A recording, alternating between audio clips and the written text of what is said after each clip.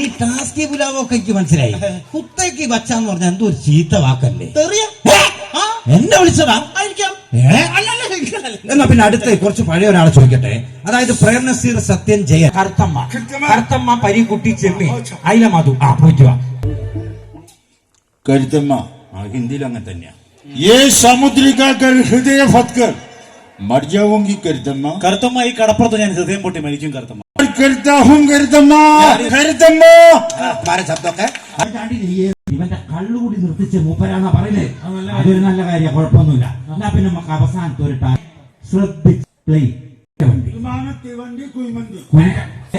യേശുദാസിന്റെ ശബ്ദത്തിൽ പാടുകയും വേണം. പറ്റുമോ? വിമാനം, കുതിരവണ്ടി,